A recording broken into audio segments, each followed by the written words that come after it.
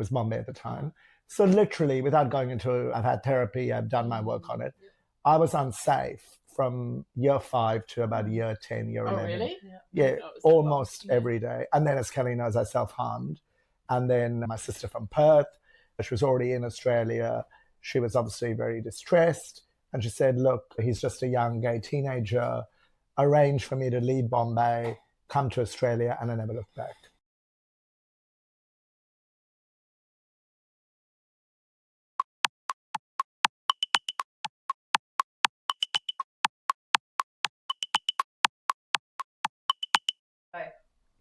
Welcome back, everybody, to Beyond Survival, the place where we get to explore what comes beyond survival.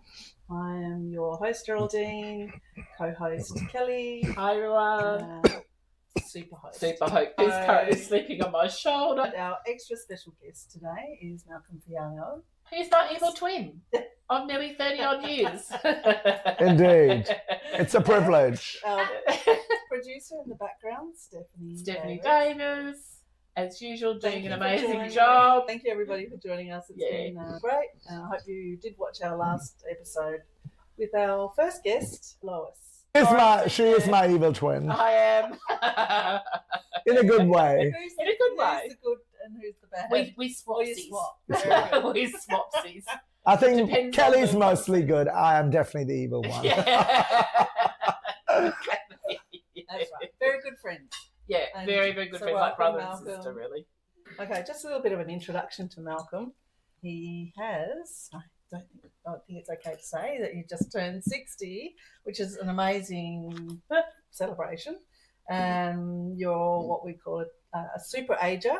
You don't look a day over or under. I'm going to shut up now. It's not just beauty treatments, it's also genetics, everyone. He does have good genes. Keep it coming. I'm also 60 and my skin's just as good as his. Well, we can debate that. I'm going to start that with a little intro. We'll get to that, yeah. So I'd like to introduce and just give it a little bit of background on Malcolm. He has recently turned 60. And he's looking fabulous, I have to say. I would say he's a true super ager.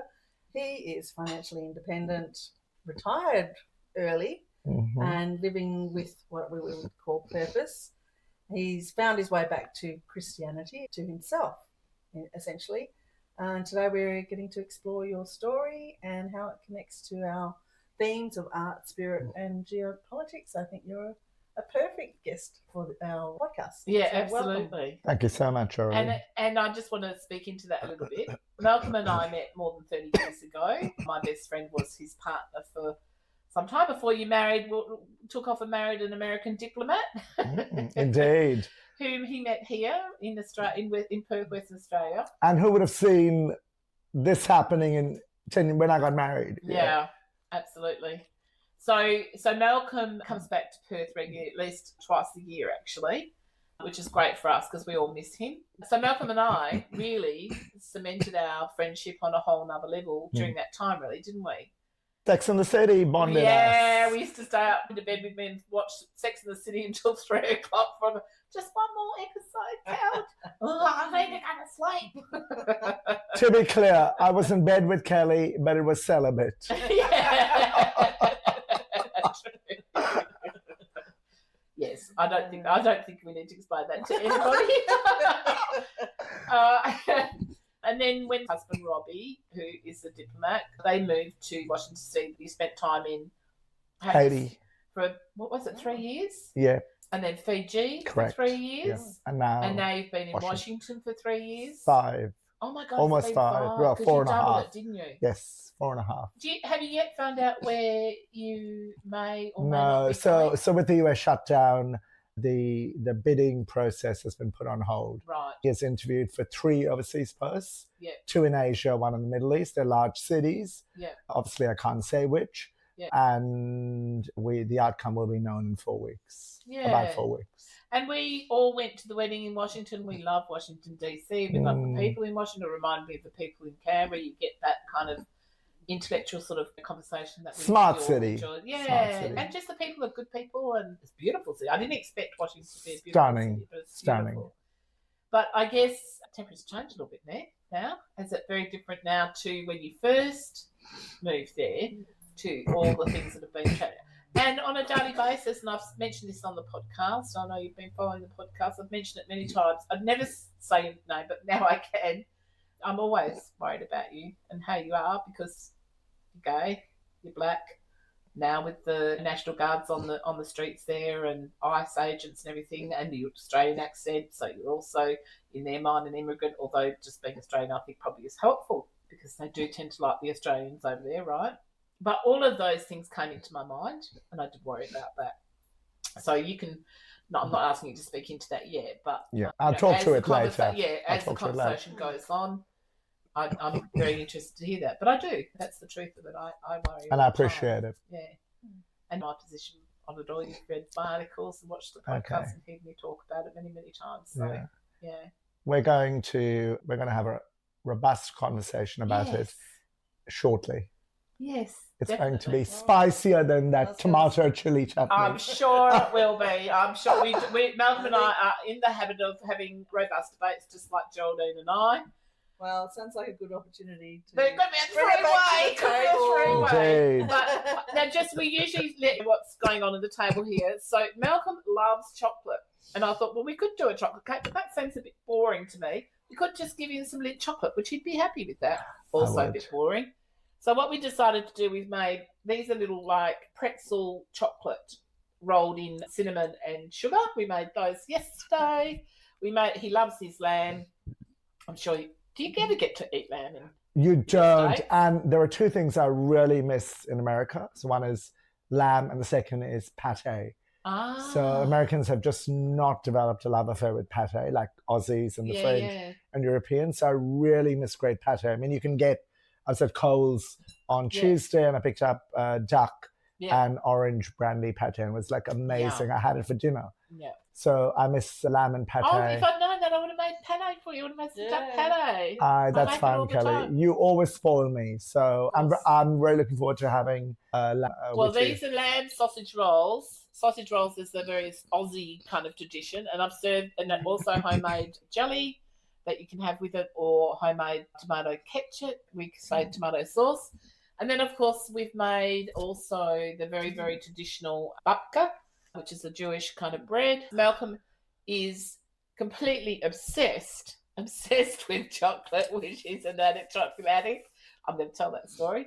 But in the meantime, are you going to have some more coffee? I will have some more coffee. Right. And I'm looking forward. And I might have some coffee. Well, you want tea, don't you, love? Tea.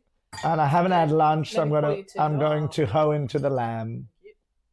All right. We'll all have a little bit to eat first. And what happens is we've spent quite a bit of time. Yeah, look, it's been another long day. It always seems to be. I think I'm going to put that over there, Malcolm, because it's run out, and we'll get some more later. I need sugar even. You don't have milk, do you? I'll have a little bit of sugar. Now, what would you like? What would you like? I would love 2 sausage rolls, Kelly. Do you want to tomato sauce? Bon appetito. Yes. Thank you. Cheers, darling. Welcome. Cheers, darling. Thank you. Appreciate it, Kelly, Geraldine, and Stephanie. These are pretty good.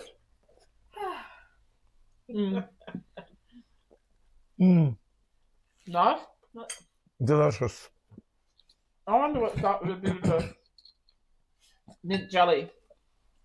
Sausage rolls always remind me that summer is here. Yeah, and look, normally Australian sausage rolls have pork mince in them, to be honest.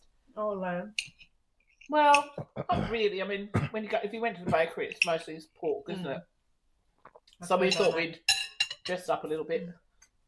You've got my phone right for the next one. Let's start with I. Yeah. Oh, you so got to have it with the mint jelly. That's really good. Put some on your side. Is this homemade mint jelly? Of course. This is the beautiful thing about you are the best. Being in Kelly's home is that everything is homemade. Really. And for the most part, for Geraldine, and now I enjoy it as well. Everything's gluten wheat free. Yes, appreciate I'm putting the sausage rolls.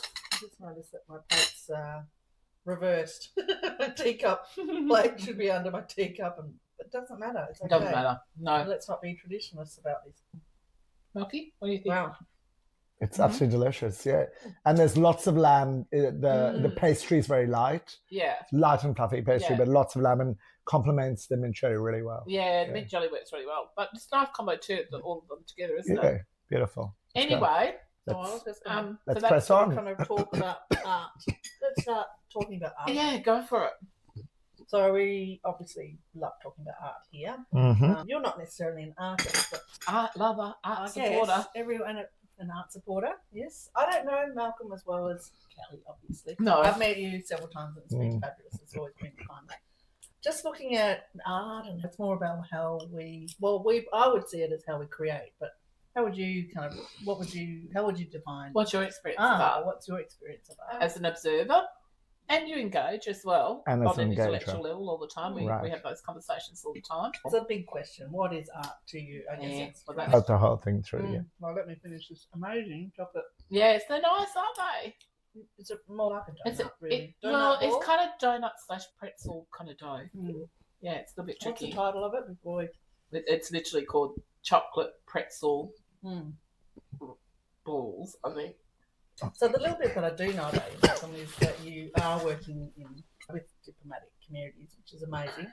You've worked with diplomatic communities, installations. I've lived in diplomatic communities. I haven't worked with diplomatic communities. I've lived in. Yeah. Just want to say, the other thing that I wanted to mention is that prior to Malcolm being retired, at a very young age, lucky for you. That's my role as manager of equity and diversity at UWA. Yeah, that's right. Really important. So, I did have a worthy professional career before. So that is. Thank you for that. I was the director of the Migrant Centre in Mirrabooka. Exactly. Yeah, I set it up actually. Yeah, that's right. Yeah. So that's what I want to speak into a little bit. Like when I first met Malcolm, he was the equity and diversity officer. He was in charge of equity and diversity at the university, just him and one other person, which was a pretty big job. Correct. And that's when we met, and I was also a student at that time. As an art student, I was finishing my degree there. I think I was towards the end of my degree, wasn't I, when you started working there? And prior to that, you were working at the Migration Centre. You did great things there. It was a difficult situation. I think you were better fitted for UWA later. I think that fitted your personality better. Absolutely. And within that, you wrote some programs together with your team that won 3, I believe, Prime Minister Awards, right? National Awards. Yeah. So, which is pretty amazing. And can you tell us a little bit about the work that you did at UWA, and what did you find? Because I remember having a conversation with you about lecturers who, when I said, okay, you're putting this program together for the students, and how do you do that? Do you go into the classroom, into the lecture halls, sort of give the lecture about this new program, about equity and diversity? And Malcolm said, no, Kelli, I teach the lecturers. I talk to the lecturers first. So can you speak about that a little bit more? So it was a bit of both. And so my role as working in the equity and diversity, or as it's now called DEI, office at UWA, was very much along the lines of how do you create a more safe, affirming and inclusive environment for staff, students and our communities, artistic communities at UWA. So my role was largely promotion and marketing being how do I sell the message? How do I raise awareness around DEI?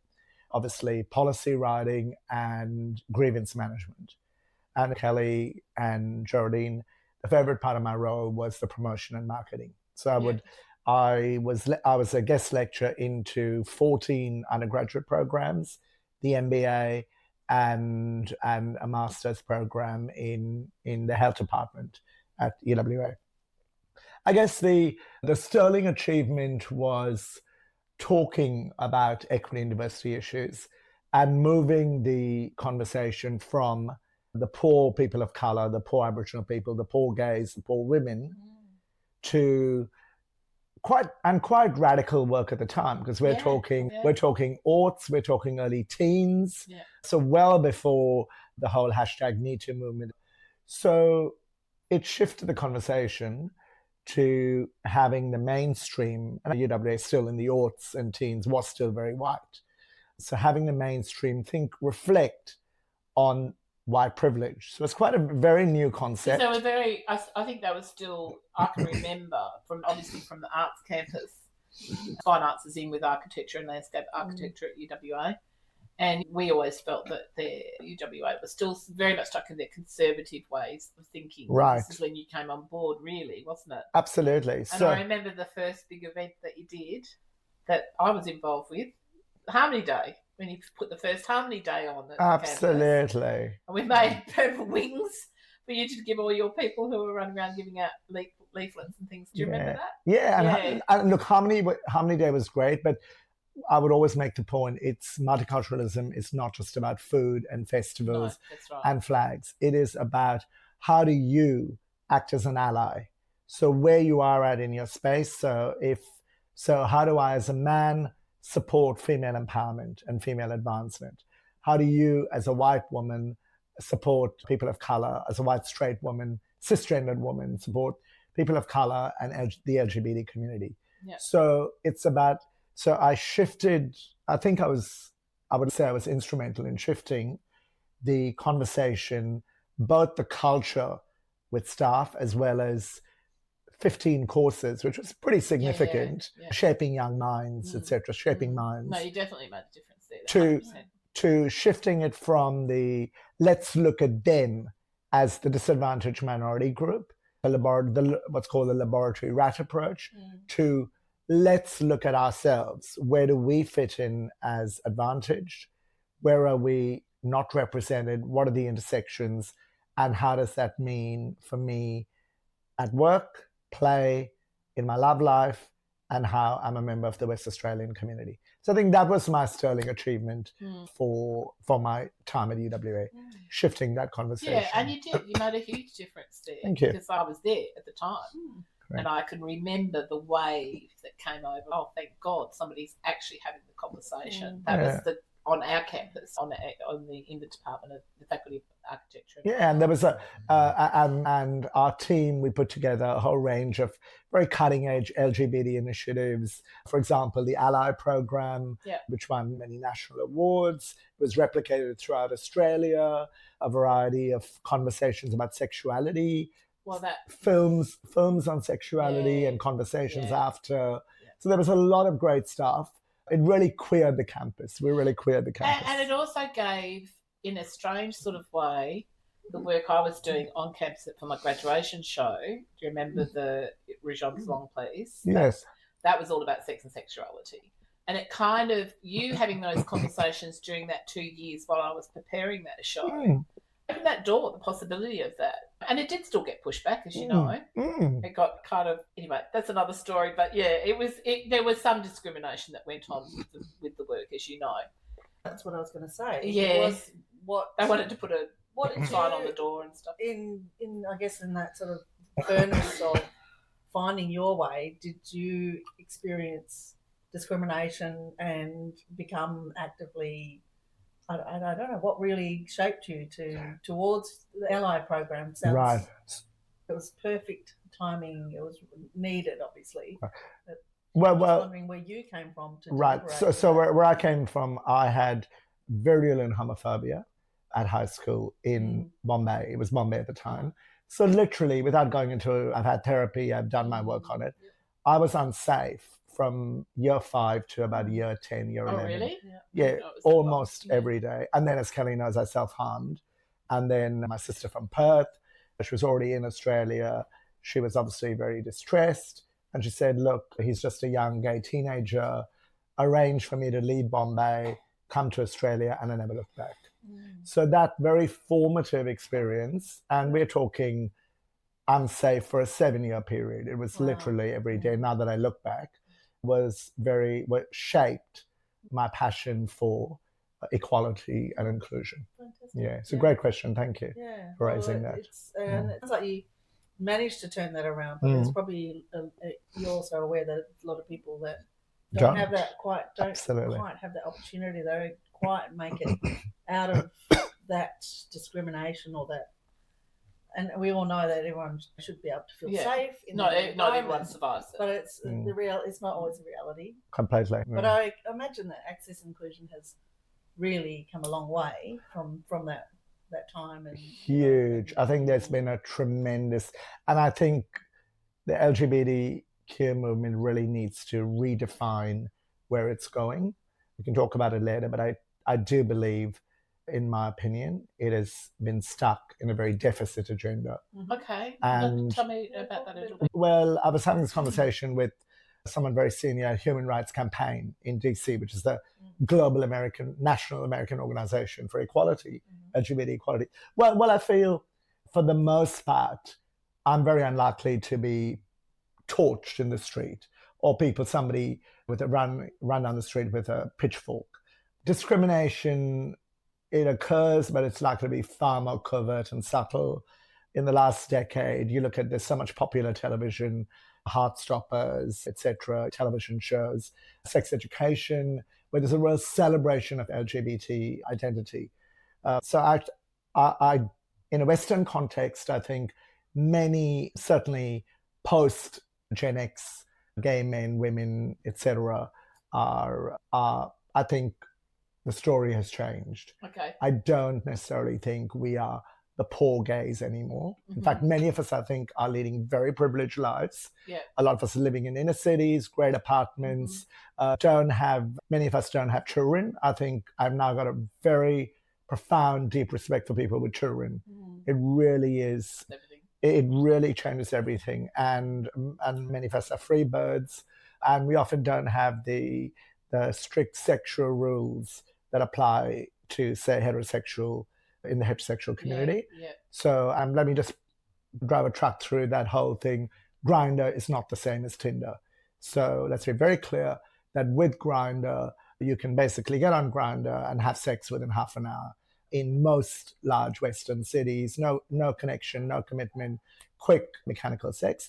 With Tinder, for the most part, yes, you can do that, but for the most part with Tinder, the man has to invite the lady out for a drink, maybe a couple of drinks, etc., do a fair bit of work before the sexual act ensues. So I think in Grindr, it's quite clear. It's very clear and very quick. So there are lots of.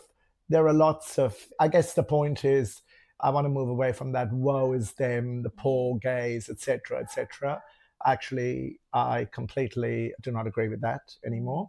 We've also now got marriage equality in most Western countries. I think the big priority today for the LGBT community in the West is how do we support our LGBTQ brothers and sisters in Africa, East Asia, Latin America, where it's not that great in Nigeria or Uganda. Can I just on that point there, I just want to go back to politics a little bit, because you are living in Washington DC. And we know that at the moment, those in the LGBT community are suffering other trans people, right? Right. It's although I do think most of them, and even there's a Congress woman who is amazing the way she's managing that whole story. I believe she's doing a brilliant job at that. But do you feel it on the ground level, like with the Heritage Foundation being nationalist Christians, they don't believe in gay marriage. They want to overturn that. That's one of the things in the Project 2025 that they want to do. Do you feel that when you're having these kinds of conversations? Are you present with all of that? Is your community there, and the Cabin Republicans? Log Cabin Republicans. Yeah, that you go to the Catholic Church with and stuff. That's where Episcopalian Church. Yeah. Oh, it's Episcopalian. Yeah. Oh, I did not know that. Yeah, Episcopalian. I thought I just assumed it was Catholic. So right. Funny. Malcolm is Catholic. Right, staunch Catholic. Yeah, so. But I believe in a broad Christian umbrella. Yeah, and you always have done. Correct. Like even in your spiritual beliefs, my understanding, and I know this has changed a little bit for you, but my understanding is that we've had many, many, many spiritual conversations. Yeah. And mine is all religion, no religion. It's like whatever helps you with your faith and whatever helps you with your own personal spiritual growth. It has its communities and all those sorts of things. But for me personally, I don't need to engage with the religion in that way, but happy to hear the stories and happy to. I think it doesn't matter the vehicle, if Everybody has their version. Some people might choose Buddhism or Hinduism or whatever. Yeah. So, but on the ground level there, how are you and your community experiencing that? Okay, so that's a great question, Kelly. So on the ground, very little has changed. Okay. In fact, I would say largely neutral. And a great example, I was at the Washington, which is one of the largest Washington Pride Parade, and I was at New York Pride last year. Washington Pride this year, so we're talking DC, was massive. When was that? June 2025. It was massive. Given the current context and Trump, we were expecting a lot of people to have boycotted it. We were expecting possibly protests. There was absolutely nothing. It was joyful. It was peaceful. And there were some very political floats. Yeah. It was joyful. It was peaceful. And the people I spoke to were very much along the lines of, we are going to come out in full force, peacefully, and send a very clear message to the detractors that we're here, we're queer, we're here to stay, we're not going away. And should you decide to play funny buggers, we will advocate peacefully, or maybe not, stonewall, and we will push back. So it's very important to remember that I don't think you can go into, it's a great question, I love the question, that simplistic binary of, it's going to be awful now in DC for the gays or America for the gays. No, that's absolutely not. Because let's be also very clear. Australia voted for marriage equality. I was in Port-au-Prince at the time. Yeah, when I came back from Istanbul. Correct, and I was so excited. And I just automatically thought Australia, the percentage, would have been mid-70s, 78, 79. Etc. And then the results came out on the night, it got carried. The yes vote was only 60.8. So let's be very clear. In Australia, it was about 40% of Australians actively tick no. So let's not get into that simplistic binary of, oh my God, America under Trump is so terrible for the gays. And Australia under who was 2018? It was Turnbull. No, it was Turnbull. Turnbull. So it was a Liberal government. Yeah. Again, Liberal government. Yeah, which is our version of Republican Party as it was before, as it is now.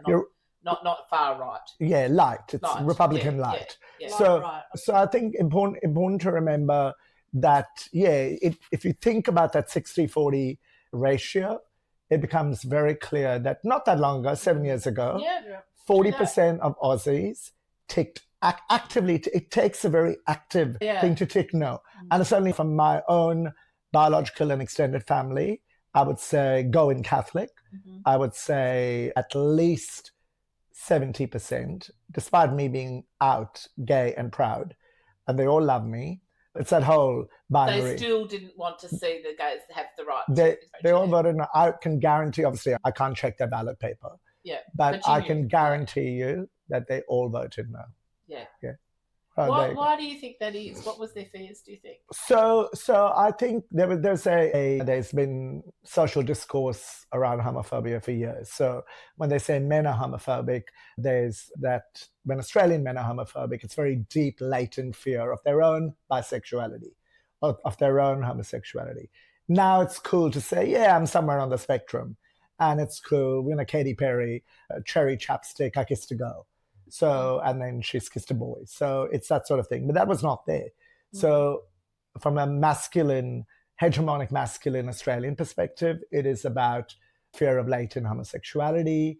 In many parts of Asia and certainly Italy and Goa, Portuguese Catholic countries, it's religion has largely feared that. Yeah. And I think it is fear of difference. So you were very much a trailblazer as a late boomer woman. You were very clear about not wanting to be married. You were absolutely clear about not wanting, when I met you back in the mid-90s. Yeah. And that was a very bold and courageous move for a suburban Perth white girl. Because Perth was largely get married and pop out a few Especially kids. the self-made community I came from. It was absolutely. So it's about that. It's so, I'm sure by your mid-30s, when there was no bloke or ring on your finger, more than a couple would have been tittering and saying Brian and Marjorie's middle daughter, she's a funny one. So I think it's about that stuff. People, they're... I know, I used to get the label, she's the career girl. But we know... they couldn't... But we know what that's code for. Yeah, of course. So I would have been the confirmed bachelor.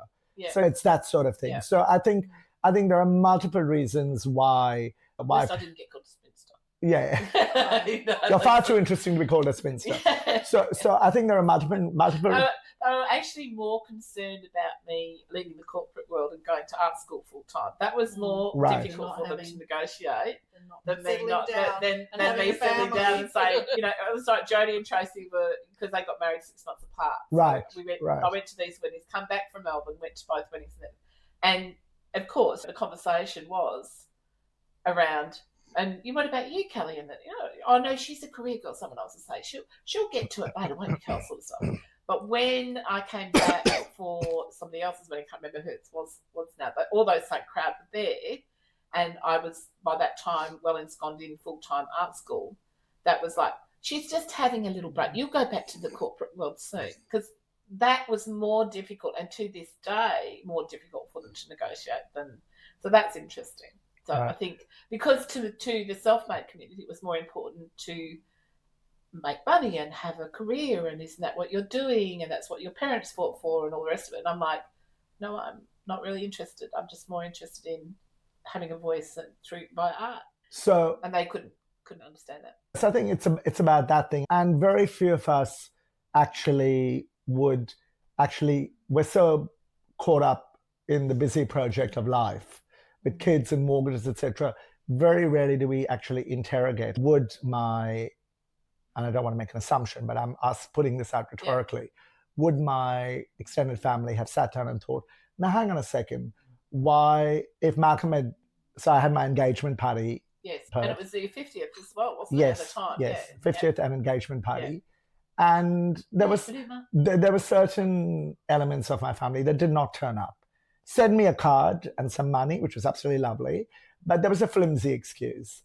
Now, had I been engaged to a girl, they would have all turned up in full force. Yeah. Similarly with the North American cousins, some did, which was wonderful. Yeah. So it's about that thing. People don't sit down. Your Canadian family, they came. Not all, but a lot of them were there, which was awesome. So I think it's about that notion of people often can't do the self-analysis and self-reflection and go, love Malcolm, part of the family, but join the dots of why am I uncomfortable he's marrying a man, and therefore how do I need to address my discomfort, and then how do I go to the wedding and or engagement in genuine appreciation. So it's about that notion theoretically. So I come from 3 arms, so Fiala, Rigo, D'Souza from mum and dad's side. So to the best of my knowledge, I am the only out gay member of the family in 3 centuries, and certainly the only one who is gay married. So it's historic if you look at our lineage. But you would go, wow, that's a really interesting relative. If you 100 years from now, say if I teleport to you, you never know what you can do now, and you are very resourceful, Kelly. You will teleport yourself. If I can find a way, I'll do it. You will teleport yourself 100 years. So you I'll would come go back and tell you, all your nieces and nephews, children. So you would be scanning the Fiala, D'Souza, Rigo papers, going, a lovely cookie cutter, 5 kids, 7 kids, 21 grandchildren, 93 grandchildren. That's an interesting one. Malcolm and Robert. Now, I'm assuming that's not Roberta. That's not a typo. They're 2 men. So you would go, tell me more about that family member. How do you know that I won't be with the I believe in reincarnation? So how do you know I come back as one of your daughters in another gay marriage? Absolutely. So, okay, let's not get too fanciful, Kelly. Okay, so that's the answer to your question. Yes, so I believe the priorities for the movement, as I see it now, for the Western LGBT community to support our African, East Asian brothers, sisters, trans community in their activism. And I think the other issue that's significantly not looked at is So there's a tsunami of older gay men. So we're talking 40, 45 plus. If you think it's hard for straight women dating, oh my God, it's a minefield for us. Really? So 40 to their 60s. And there is a tsunami of single gay men in the community. Women just get it together. And all the data shows that it's extremely good for men to be partnered, not so great for women to be partnered. So there was a study, it was the Chicago happiness study, and partnered married men were the happiest, then single women, then single men, and the least happy were married women. Married heterosexuals. Yeah, it was heterosexual. and so shout out to my beautiful husband. Yeah, they happen to have a very good marriage. Geraldine, it's not all about you. I thought it was all about me for a moment. Darling, one swallow does not a spring make. Well, I know I'm the only married woman in some of my circles. Exactly. So and the complementary research shows marriage is very good for men. We live 7 years longer, better mental health, etc. So given that there's so much data showing partnership and marriage is good for men, there is, because of the complexity of gay dating, so it's a very youth, body and sex-centric culture. It's often people are moving on very quickly. There haven't been role models for positive marriage or positive relationships. Yeah. So it's a complex set of factors why that is the case. But I think there's an epidemic of singledom, loneliness. Quite a few of my friends reporting that. You're talking about older gay guys. Yes, we're talking 40s, 50s and beyond. Virtually, I don't know a single older gay man in my network who's been partnered in the last 5 years. Wow. So, and I know numerous heterosexual friends who on their second marriage, third marriage, have partnered within a year or 2 years or 3 years. So I think it's the epidemic. There's very deep spiritual loneliness, existential questioning around, okay, the singledom. So I think that's an issue that's not being looked at in the gay community. It is gay partnering. How do we have healthy channels for gay partnering? I'm just going to switch it up a little bit, this conversation. Still talking about LGBT. Right. But looking at the geo kind of political situation, but especially at the moment, talking about Washington. I agree. I don't know where you stand with this, but I don't think that Trump gives a hoot one way or the other about the gay community, but it's the national Christians that are essentially the Heritage Foundation and the extreme kind of right Catholics that are also working together with the Heritage Foundation. And I often wonder, I look at what the protesting that's happening across the country with everybody, and it's now, I think the last one was 7 million. That's awesome that every month it's increasing. But at the same token, I look at the gay community and and also the Black community and Black Lives Matters community, and even the Me Too generation. All these things are just quite recent that have happened. And with that, I think that your mainstream audience and people can learn a lot from those three communities of how do we negotiate this terrain, because there is courage that comes from what you guys have gone through in years and years of having to negotiate that territory on it. Same with the Black Lives Matters community. Every day from the moment they're born, the moment you guys are born, you have to go. So, and then you've got those who've been sexually, but every day they have to negotiate that territory just to be present, just to be in the community. And how do they fight for their rights? Virginia Giuffre is at the forefront at the moment because she's just launched her book, and she was really the one who brought down Epstein and Prince Andrew, and she didn't survive it. Yeah. And she was living here in Western Australia, as you know. Very sad, yes. Very, very sad. I did write an article about that because I felt that connection with her because of my own story. Wow. But what I also, standing back and sort of doing the bird's eye view observation, I thought if only you guys would listen and watch these guys know how to do it. These three communities, they already know how to fight others that might have heinous intentions towards those communities. And we're seeing that on the street level at the moment. They're not just in America, it's happening in countries all over the world. Yep. Hence why there's all these types of protests hitting the streets.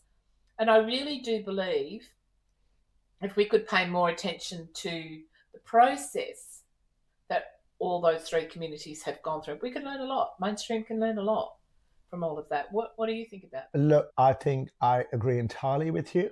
Having said that, though, I take a somewhat a more philosophical and bleaker look. So philosophical from like a lens. From a helicopter meta perspective. Okay, it's up I to you. think so. Oppressed people, oppression will always, in the end, push back and then come to human rights, claiming human rights for themselves. The anti-slavery movement, Black Lives Matter, Me Too, etc.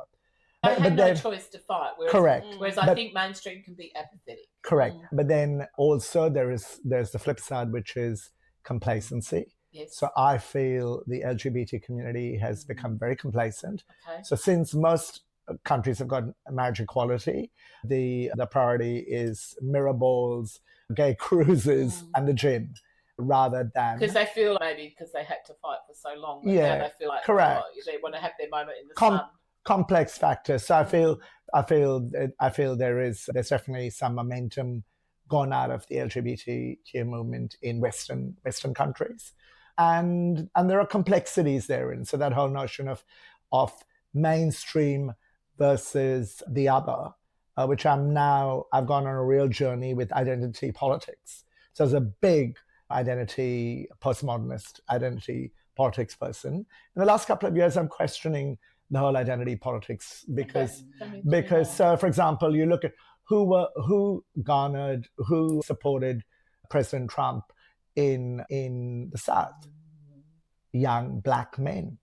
Okay, so 20 years ago that would have never happened. So I think we need to be who supported him in what was called, there was a prediction that unlike Hillary, who only had the Rust Belt, so Wisconsin, Michigan, Ohio, and Pennsylvania. But you also have within that story, so I just speak into it, you have a whole Z-gen that are feeling disempowered and have identity crisis. Sure, but Z-gen's going both ways. So Hillary had the Rust Belt. Kamala had the Rust Belt as well as what we call the Sun States. So Arizona, Georgia, the Carolinas, etc. She lost all the Sun States and all the Rust Belt. Yeah. And they were speaking their language, speaking at them rather than with them. And a lot of Arizona were Latino.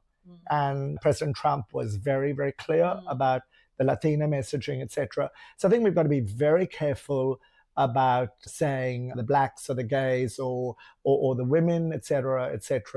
And, they're all marching in the street, they're all mobilizing for rights, they're all going to be rising up Pennsylvania Avenue onto Capitol Hill and reclaiming power. It's not happening, Kelli.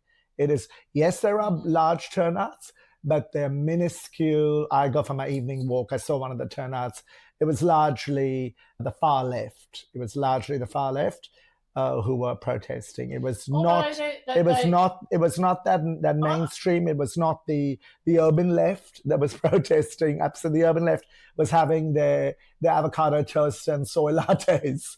So let's be very clear that it's important to remember that. Well, I don't think this is a fight. That this is not just a fight for democracy and autocracy, right? Across the planet, it's actually a fight for humanity, really, and a fight for the flies. And everybody has to step up to the plate for that. I agree. Every single community. And the other thing in terms of how pervasive power is, what has absolutely surprised me as a DEI practitioner for 30 years, how quickly President Trump and Vice President Mansour, I keep saying President Trump because I don't care whatever, he was voted democratically in, and I will always call him President Trump.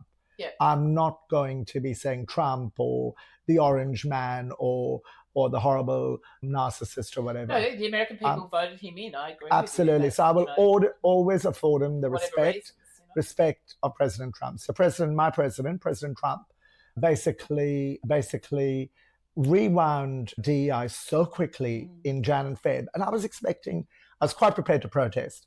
Going out in the streets, I was expecting loads of people. There was not a whimper. Literally in February, just said, no pronouns. That's nonsense. Gone. None of the DEI training. Gone. So essentially, America had DEI for years and years, fully fledged DEI units, Idaho Days, International Day against the homophobia, the elimination of homophobia and transphobia and biphobia, etc. All of that gone in a flash.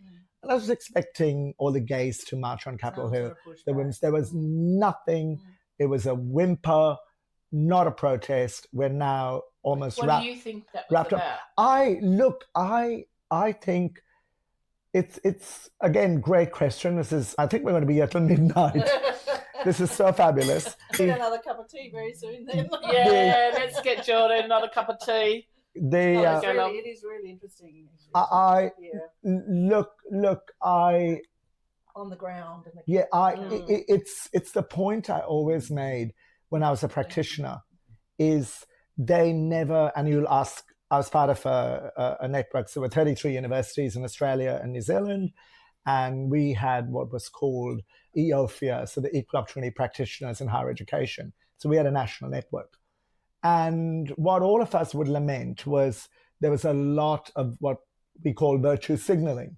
So let's do multicultural lunches, and let's say that is Greek lamb, and that is Indian tomato kasaundi, chutney, etc., do the food, and go, oh my God, your country is so exotic and you're so beautiful, blah, blah, blah. There was a lot of that, but the fundamental fabric had not changed. So they were virtue signaling, the CEOs were, it's the right thing to do and doing all that sort of stuff, but there was not structural change. So an example was Alan. Correct. So Qantas is the major virtue signaler. Sorry, Qantas, love you. You're an amazing airline. I don't agree with people who bag you, but you're a virtue signalers. They're doing all of that stuff. There was a Qantas flight attendant on an LA to Melbourne flight. We were landing in Melbourne. So I know it's the Wurundjeri people. And she goes, welcome to Melbourne, everyone, the land of the Wurundjeri people. She mutilated Wurundjeri. And just thought, that is so disrespectful. You have no idea. So you're just virtue signaling. Yeah. So I think I agree with that. So I think it's about that. The fact that and we all predicted it. All the practitioners. I went to my last conference. And look, we knew PC was going to collapse in on it. Absolutely. You and I talked about that many times. Absolutely. It could not sustain because there was such a huge amount of in education and authenticity in that. Correct. And also took it to the pendulum went too far the other way, but often that's what happens. Goes extreme, and then somewhere. I think now what's happening on the landscape is it will manage to maybe when it comes back to the middle ground instead. And that's the hope anyway. So there was recently an Australian practitioner sent me a report on DEI in the public sector, the Australian public sector. I was on a committee in the early 90s saying essentially people of color. So we're talking first generation immigrants. Yep. So not brown immigrants who grew up in Australia with Australian accents. We're talking people who came here at 15, 16, myself, who have an accent, whatever. I think it's a nice accent because I went to a British school and it was very clear, elocution, diction, pronunciation, etc. But any accent. So, and it was abysmal in the higher echelons of the public sector. It was something 2.3% or 3.3%. So we said, how do we look at this group? Aboriginal people, women was low at the time, and people with disabilities. The report, so we're talking 30 years later, by and large, the greatest beneficiaries of equal opportunity, machinery and energy have been women, and largely white women. So brown first generation has actually gone backwards by about 1% in the federal public service. We're talking SES, Senior Executive Service. So if there are immigrants, and they're quite tricky, so they're trying to pass off the second generation as all my nieces and nephews, all Australian born, as diversity wins. They're not. They are and they're not. Yeah. Because they're not Australian born. Yeah. So because they're not overseas born. Yeah. I know what you mean. Yeah. So I think very important to remember that it wasn't structurally embedded. So the winners, and Bell Hooks, she's a very strong Black feminist, as you know. Yeah. And Bell Hooks has reviewed the movement and said the majority winners have been white women. And if you look at power and gender, who marries white women for the most part? White men. So it was in the interest of white men to support gender equity. Because when white women went up the ladder, I'm using this very broadly, but you get the point. Yeah. The white resource financial pool expanded. So there have not been Indigenous women or Indian or overseas born Indian, Pakistani, Vietnamese women. They've largely, the beneficiaries of gender equity have been white women.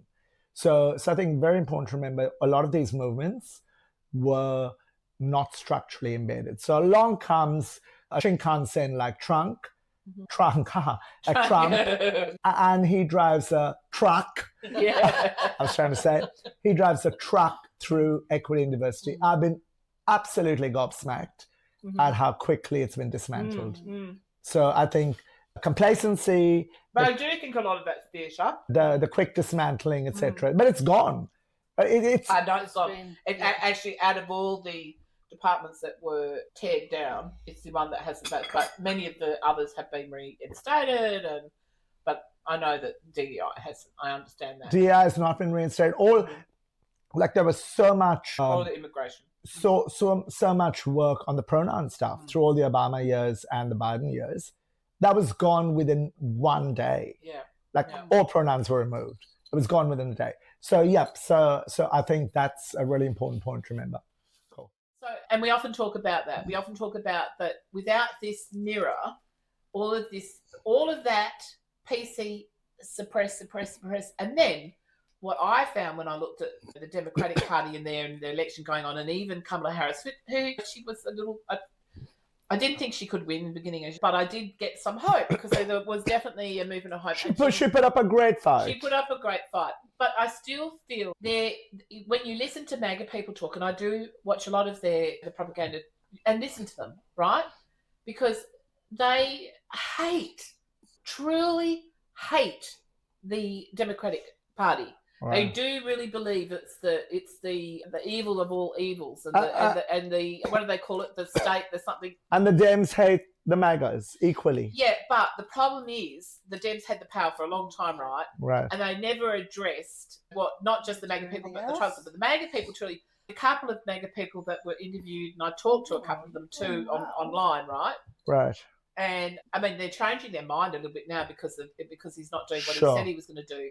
But I said, what's the main issue that you have? So this is people who might not have been extreme right, but thought that Trump was a better option because they were often uneducated and working class or whatever, and they thought he will give them what they're looking for.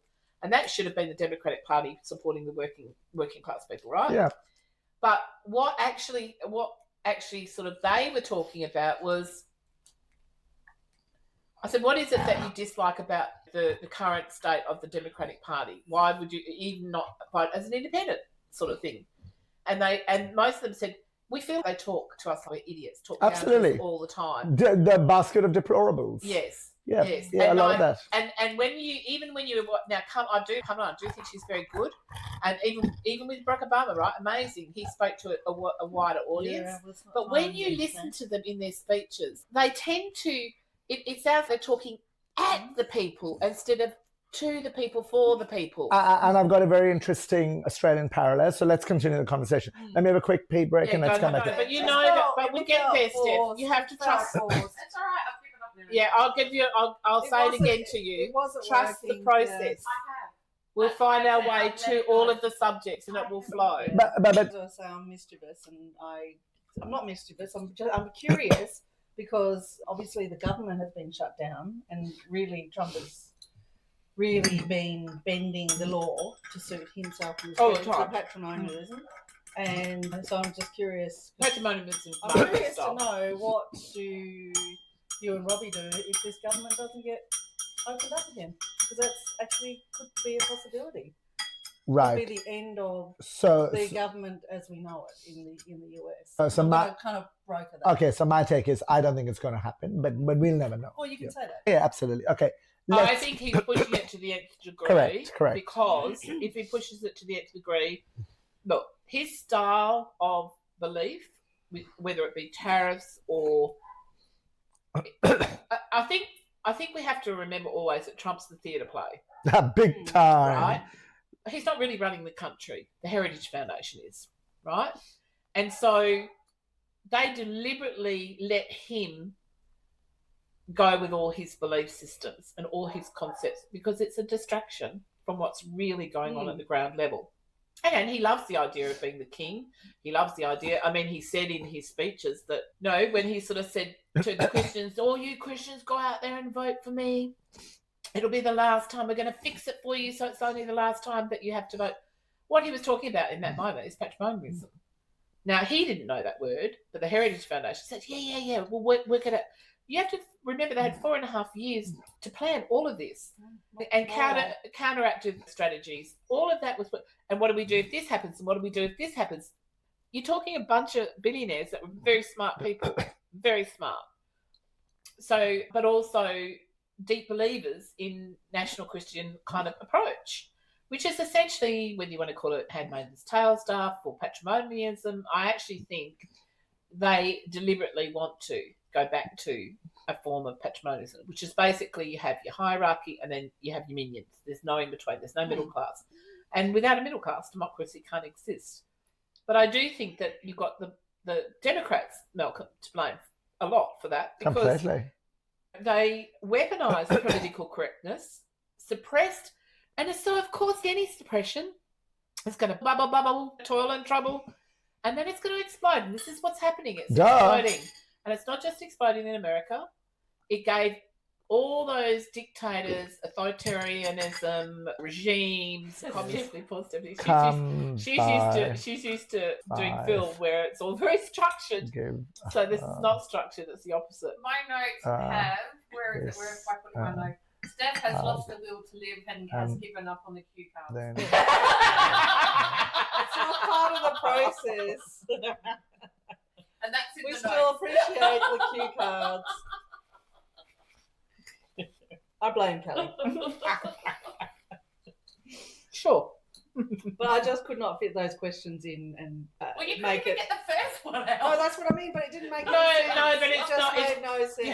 You have to with these kinds of, I this wasn't is a feeling very it. different platform and format. And what makes the podcast, or as we are hybrid, successful is if you learn to go with the flow, be authentic in it. And if the conversation's going that way, that's the way you go. And it's okay, I get it. And I did stop and just went, Okay, let's go. Fuck it. I can't control this anymore. Speaking into again, I think a lot of the stuff that went down in America is, yes, a mirror for the rest of the world. We talk about that a lot in this podcast about do not be deceived, do not do the othering in this situation, because what you're witnessing is what's going on around the world, whether it's visible or not. This has been a 50-50 divide for a long time. And I think it was quite evident, as much as I adore Kamala Harris. I think she'd make a great president. But she did the Democratic thing of talking at the people. And the only time I heard her not do that was in the debate, when she was talking about abuse. Yeah. And that changed the whole debate in that moment. I believe that one section of the debate is what won her the debate, because in that moment it was her truth. And she wasn't talking at Trump. She was saying, women don't want that. Do you not see and understand? She appealed to, I know he's not empathic in any way, shape or form. Let's not pretend that he is. He's very transactional. Everybody knows that. He's always been that. I've known him since he was in the 80s, right? My very first trip as an 18-year-old. Who is this person, right? I spent some time in New York. And well, he's your family of origin. That's right. He's big business. I understand exactly who he is. I understand the community he's come from. Correct. I understand who his father was. That's the same community I come from, but here. But when I was 18 and I went to New York for the first time, I was there for a week on my own, and I went into a bar there, and everybody was talking about him as a potential, because at that time he was single. I think he was in his 30s at that time, early 30s or mid 30s, and he was considered a catch because he was a millionaire and he was this and he was that. Nobody, in all these things we know now, at the ground level, everybody knew that stuff was going on, but nobody did anything about it. Well, I think the film The Apprentice is such a great film because it charts the genesis of his development. And I think I love... Roy Cohen has a lot to answer for because he weaponized Trump overnight. Absolutely. And that is who he has carried his whole life now. Because what Roy Cohen was to him was a surrogate father. But he also turned on his father. Absolutely. His surrogate father being Roy Cohen and his own father. Towards the end of their lives, he turned on them. Right. And that is Trump. And if anybody expects Trump to be different, he's never been different since I was 18 years old. He's always been the same. Completely. Always been the same. And it was really interesting because I understood who he was that was the first time I became aware of him when I was 18 and in New York at that time. And I was listening to this people and I was going, you guys got no idea. You've got no idea. And it'll come to pass, that's for sure. And it certainly has. And over the years when I was watching him, many, many times he talked about becoming president, especially after he lost The Apprentice show, which was his most successful business, by the way. He didn't make any money anywhere else. He just constantly went into bankruptcy. We all know that. Not personally, but his companies did. But that was the way the law was set up in that time. I think it's kind of moving to a change with that stuff. But they could get away with it, right?